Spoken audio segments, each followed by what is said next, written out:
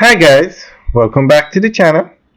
Today we are out in Montego Bay and we're giving you an update on the Unico hotel that's being built out here.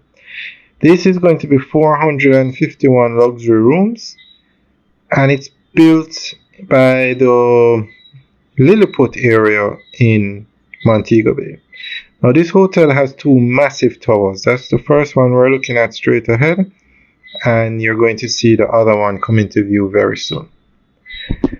Alright guys, enjoy the tour. We're just giving you a quick update on what's happening out here. Remember to like, share, and subscribe. Have a good day.